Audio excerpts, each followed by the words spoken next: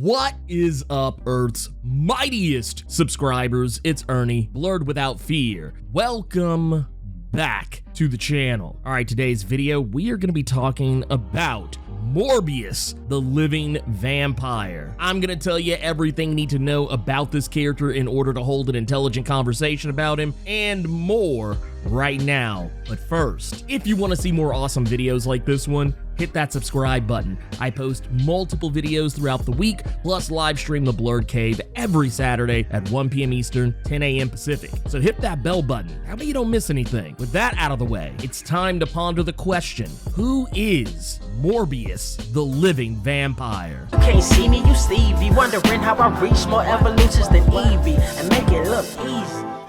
Morbius, full name Dr. Michael Morbius, first appeared in Amazing Spider-Man number 101 in 1971 and was created by Roy Thomas and Gil Kane. Morbius hails from the Greek city of Nafplio and was born with a rare blood disease that rendered him immunocompromised and severely weakened his body, to the point that if he even so much as tripped over a curb and fell down, even with a minor injury, it could be fatal for him due to his body's severely immunocompromised state. He'd eventually go to college, and alongside his childhood friend Emil Nikos, they'd dedicate their studies to biochemistry and their eventual careers to finding a cure for Michael's disease. They'd attempt creating a cure using the DNA of vampire bats. And while this did technically cure him of his rare blood disease, it turned him into a living vampire. Now here is the million-dollar question. Why is Morbius considered a living vampire? Aren't vampires supposed to be undead? Well, the easy answer is because he's technically not undead.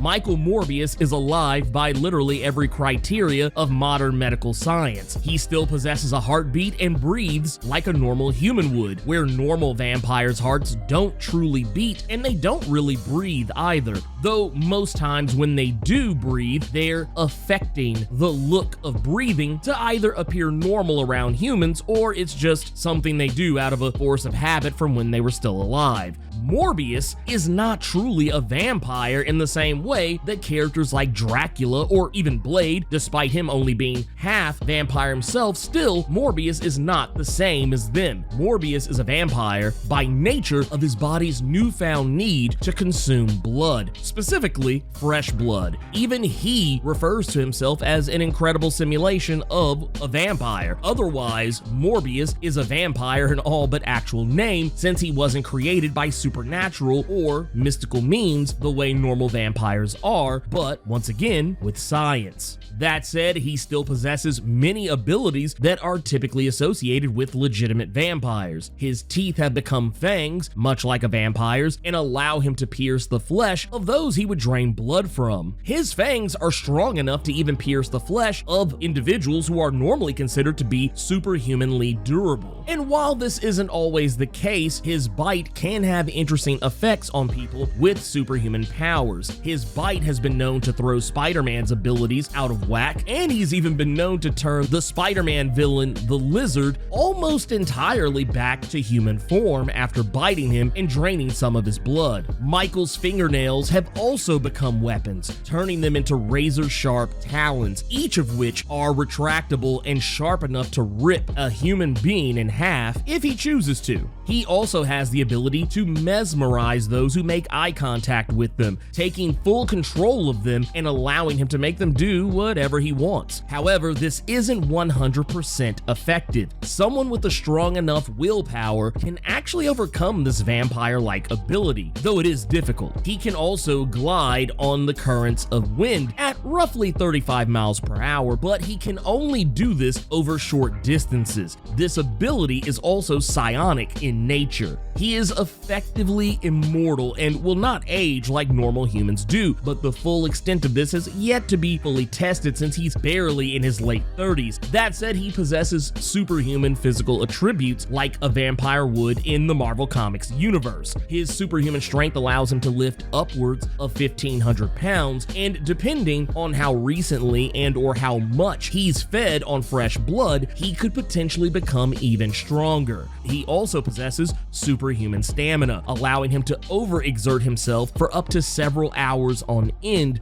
before he would begin to feel fatigued. It's even possible for him to circumvent even that limitation by feeding on fresh blood. Morbius is also gifted with superhuman agility, speed, and reflexes, allowing him to move, run, balance himself, and react to incoming danger beyond the normal limits of the human body. His senses are also superhumanly enhanced, allowing him to see, smell, and hear beyond normal human limits. His sense of smell is so keen that he can smell even the slightest whiff of blood from miles away, and his sight is enhanced enough that he can see in pitch black darkness no differently than a human with perfect 20/20 vision could in broad daylight. This is enhanced even more so by his ability to see in infrared, allowing him to see the heat signatures of living beings. Unlike how physically weak Morbius was as a child and up until his adult life, he is far more durable now, able to withstand the destructive force of a bullet tearing through his flesh or being stabbed with a knife thanks to his regenerative healing factor. This allows him to recover from pretty much any injury in a matter of moments or a matter of hours. The more superficial the injury, the faster he can recover from it. That said, Morbius does not possess any physical enhancements that make him more durable to punishment, and whenever attacked, he does actually feel the pain of those attacks. And unlike some characters with regenerative healing factors like Deadpool or Wolverine, he cannot regenerate any part of his body that has been removed. For example, limbs, organs, appendages,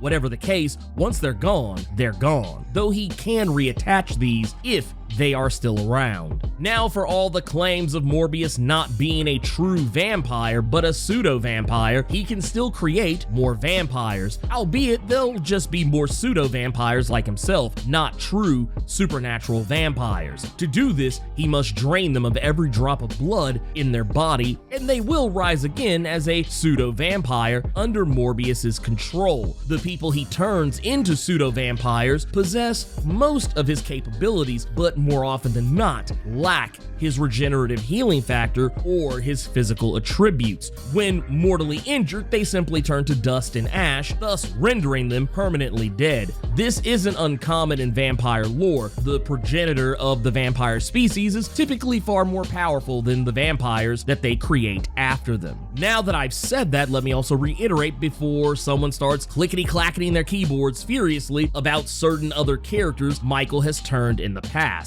I know those are the exception, not the rule. In a lot of these cases, these individuals are exactly like Morbius in every way, shape, form, or fashion, complete with his power sets and weaknesses, and lacking the ability for Morbius to control them, but that's a whole video for another day. Morbius has no formal training in martial arts or other combat techniques, but he doesn't need them. His powers more than make him a match for anyone, superpowers or not. He's given SpiderMan fits over the years, and many characters in the Marvel Comics universe find him a pain in the ass to fight against. Other than his physical gifts, Michael is considered to have a genius-level intellect. This has nothing to do with his powers like in the case of some superheroes. Michael was already a gifted biochemist long before he turned himself into a vampire. He even has a Nobel Prize in biochemistry predating his turn. And if that weren't enough, in 2009's Punisher #11, he was also genius enough to bring Frank Castle, the Punisher, back to life after he was killed by Wolverine's son Daken in Dark Reign: The List, Punisher #1, as a Frankenstein-style monster to help protect himself as well as other monsters from Robert Hellsguard, a monster hunter in the same vein as the Punisher. And in the pages of Savage She-Hulk #12 in 1980, it's revealed to us that Morbius is the one responsible for how Jennifer Walters was able to control her transformation into a Hulk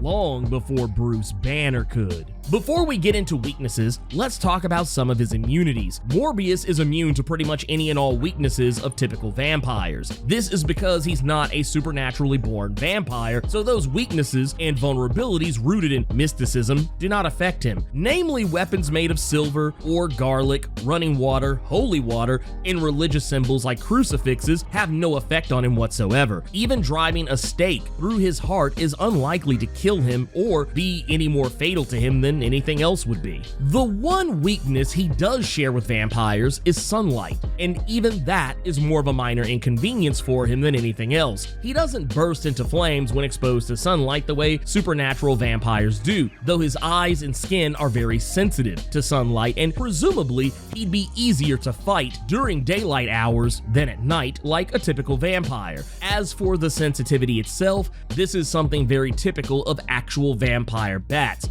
and bats in general, as they are very light sensitive and tend to avoid light whenever possible. If you ask most supernaturally born vampires, the thirst for human blood isn't a weakness, but to Morbius, it is. He craves it just as much as any other vampire would, and like other vampires who try to resist the thirst, Morbius becomes weaker the less blood he has consumed. He also becomes highly susceptible to hallucinations that, to him, feel incredibly real, and if gone too long without blood, he will begin turning into a ravenous killing machine devoid of remorse for human life. For those curious, Morbius must consume fresh blood at least 5 to 7 times a week to avoid either of these conditions. This is a weakness for Michael because he doesn't enjoy killing needlessly. While he has been known to kill murderers, drug dealers, pimps, and other criminals, he doesn't take joy in harming innocents. This has led to Morbius desiring to kill himself on more than one occasion because he couldn't live with the mental anguish and guilt that he feels over feeding on human blood. This is something that was baked into his character since his inception, as when he was first turned into a vampire, the first person who fell victim to his ravenous vampire nature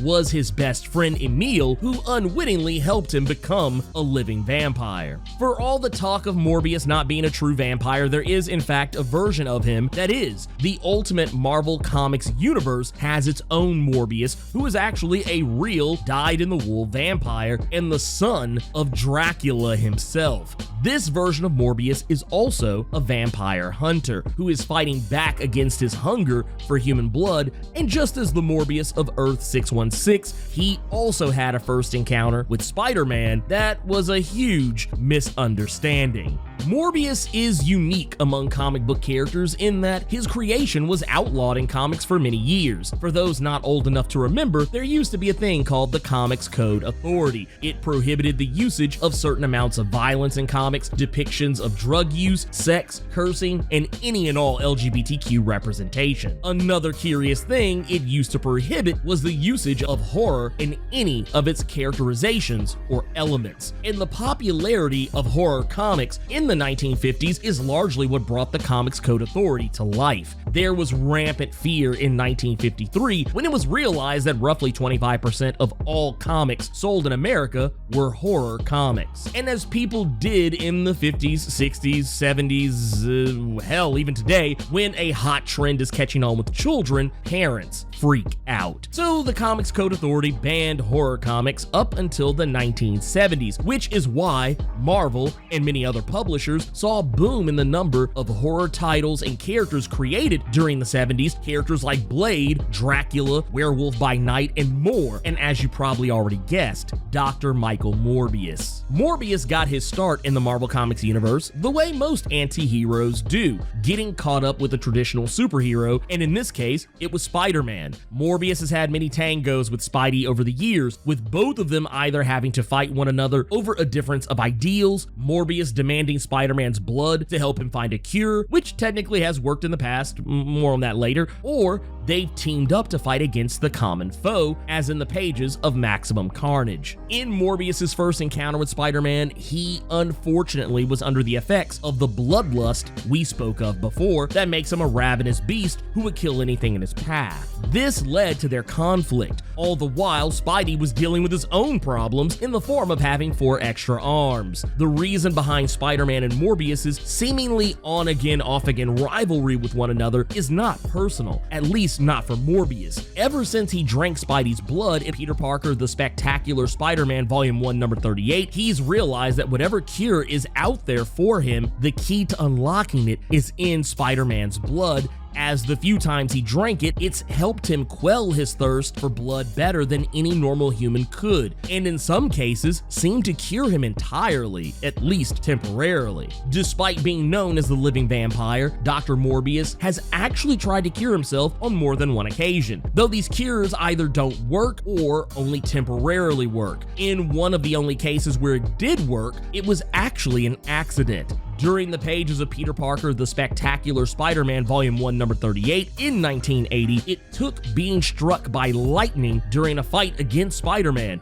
This one was questionable if for no other reason. It's always been nebulous as to whether it was the lightning or Spidey's blood that cured him, since he began feeding on Spidey as the lightning struck him. Either way, this actually lasted for a while, publication-wise, as Morbius was no longer a vampire for almost a decade when he finally returned to his vampiric ways in Doctor Strange Sorcerer Supreme number 10 in 1989. Over the years, Morbius's hunger for blood has only grown, and this has always put him at odds not just with Spider-Man, but also with other superheroes in the Marvel Comics universe. Many don't know whether to trust him or not, and in many of his dealings with other superheroes, the alliances are always temporary at best, with many looking over their shoulder when the job is done, hoping that they don't get bitten by him or worry that they'll have to take him down once all the smoke is cleared. While Morbius has maintained very few friendships among superheroes, the most notable is with Jack Russell, the werewolf by night. He also has a mostly friendly relationship with the Sorcerer Supreme himself, Doctor Strange. Of his most notable enemies among superheroes, the vampire hunter and daywalker himself, Blerd, unsurprisingly comes to mind, though over the years, they have somewhat softened on their feelings towards each other, though not by much. Distrust aside, Morbius has been a member of the Legion of Monsters alongside characters like Man-Thing, Ghost Rider, and Jack Russell the Werewolf. He's also worked for Horizon Labs, though this was in secret and no one really knew outside of a handful of people that he was even there in the first place. He's also affiliated with the organization ARMOR, or Alternate Reality Monitoring and Operational Response Agency, if you're nasty, and likely his most famous affiliation of all time is with the Midnight Suns. Morbius, the living vampire, has appeared in multiple forms of media outside of comics. He appeared across multiple video games like Maximum Carnage, adapted from the comic of the same name, where he operates as an assist character. He appeared in the video game adaptation of Spider-Man 3, where he's a boss character voiced by Sean Donnellan. He's also appeared as a playable character in Marvel Superhero Squad, Lego Marvel Superheroes 2, Spider-Man Unlimited, and Marvel Avengers Alliance. He's also an unlockable character if you have the Midnight Suns DLC for Marvel Ultimate Alliance 3, The Black Order, where he's voiced by Jake Green. And while he hasn't been officially announced for the upcoming Midnight Suns turn-based strategy game, it's highly likely he will appear as a DLC character sometime after that game releases. And while this isn't an actual appearance of Dr. Michael Morbius, his alias, Dr. Morgan Michaels, does appear in Marvel Spider-Man for PS4 and PS5. This version is a black man who works as the chief scientist on the Devil's Breath project for Oscorp and is portrayed by actor Phil Morris. Whether this will lead to anything in future games remains to be seen. One of his most famous depictions in media outside of comics was in the 1990s era animated series of Spider-Man, where he's voiced by Nick Jameson. He appears in multiple episodes across that series, albeit a modified version of him, since this was a Saturday morning cartoon meant for children. In lieu of using his fangs to drink blood, he would instead use suction-like holes in his hands to drink Quotey Fingers plasma instead. He would find himself reappearing in the Ultimate Spider-Man animated series during the Ultimate Spider-Man vs. the Sinister Six season, voiced by Benjamin Diskin. This version of the character was a Hydra scientist who created the Carnage symbiote and would later be turned into a living vampire, not by his own attempts at a cure, but by the manipulations of Dr. Octopus. Once again, being a television program targeted at children, he didn't drink blood, but instead absorbed the life forces of his victims. Morbius will be appearing in his own solo movie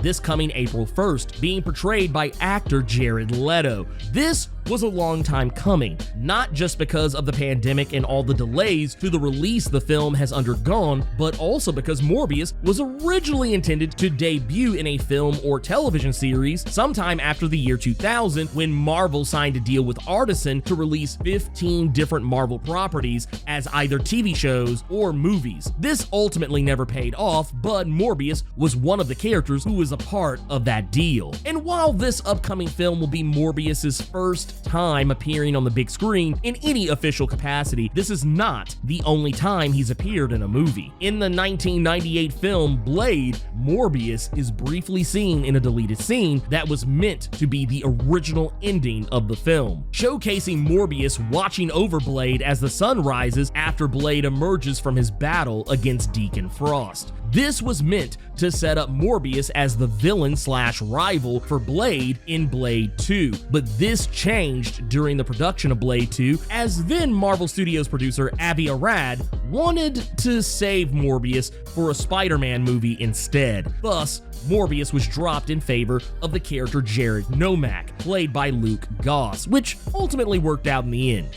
Now let's get into some recommended reading. I'm going to recommend you check out Amazing Spider-Man number 101 through 102. This is going to give you Morbius's first appearance and is basically the origin story of the character. I'm also going to recommend you check out Amazing Spider-Man number 688 through 691 to witness Morbius going back to his roots and his first appearance with Spider-Man that involves the Lizard once again, reuniting these three characters in an ultimate tussle to see what happens when Michael Morbius's ambitions to cure himself and others go too far. I also recommend you check out Morbius the Living Vampire Volume 1 number 1 through 32. This is more so you can kind of see what Morbius was like when he finally struck out on his own in what was officially his first solo outing. I'm also going to recommend you check out 2019's Morbius number 1 through 5, where the sins of the past and the accidental murder of his best friend Emil came back to haunt him. I'm also going to recommend you check out Legion of Monsters, Morbius the Living Vampire number 1, because this is a heartbreaking tale of Morbius trying to do the right thing, only for it to do more harm than good. This is honestly kind of par for the course for Morbius, but this story in particular is very heartbreaking and is a case study in why Morbius is the way he is and why he's such a tragic character. I'll also recommend you check out Amazing Spider-Man number 622, where we witness Morbius and Spider-Man in one of the rare moments where Spider-Man and Morbius are on the same side and have to face off against a vampire of Morbius's making who just so happens to be somebody very close to him. I also recommend you check out Venom Enemy Within number 1 through 3 to witness how well Morbius and Venom work together. This will make you wonder why they don't team up more often. I also recommend you check out Savage She-Hulk number 9 through 12 to witness how Morbius forever changed how we view the Savage She-Hulk shortly after her debut in her own solo series. I will also recommend you check out Marvel Zombies 3 number 1 through 4 and Marvel Zombies 4 number 1 through 4, where a zombie version of Morbius kidnaps the Earth 616 version of the character and threatens to turn the entire world into living vampire zombies. Last but not least, I'm also going to recommend Midnight Suns Unlimited, issue number 1 through 7. The Midnight Suns is kind of a weird one because honestly, their main comic was kind of all over the place. It was just a bunch of different random stories, and they had a huge major story arc called Siege of Darkness that you may want to try and hunt down. And that story arc spanned so many different issues of so many different comics because of all the different characters who were involved in it. It ranged from the Night Stalkers to Ghost Rider to Marvel Comics Presents, Morbius's own series, as well as Doctor Strange and even Silver freaking Sable. All that aside, Morbius is one of my favorite characters. As some of you may or may not already know, I'm a huge fan of vampire lore and vampires across all media. Some of my favorite movies, comics, TV shows, and video games revolve around vampires. It's one of those things that always stuck with me since I was a kid. So the idea of Michael Morbius, a guy who is a vampire but at the same time is not a vampire, I thought was always such an interesting tale, and I feel like for the most part Marvel has tried to tell really good stories with this character, and while I think they've succeeded more often than not, I really don't like how this character has been so underutilized. With the movie getting ready to come out, maybe this will actually draw more eyes towards the character, and by proxy of that mean we might get more Morbius comics, and maybe even hopefully a Morbius sequel. Once again, if the movie is good. We don't know yet. I haven't seen it. It is not out yet. I'm not gonna draw judgments on it just on trailers alone, but so far it actually looks pretty cool. All that aside, I also find it very interesting that this is a character who was originally considered taboo. This was something that was never supposed to happen in mainstream comics, and thanks to the slacking up of the Comics Code Authority, Morbius was finally able to be realized. And I'm also glad the Comics Code Authority doesn't exist for a multitude of other reasons, but this is definitely one of them. But anyways, let me know what you think about the character Michael Morbius. Have you always known about him, or are you today years old finding out about him? Keep it plus ultra and sound off in the comments.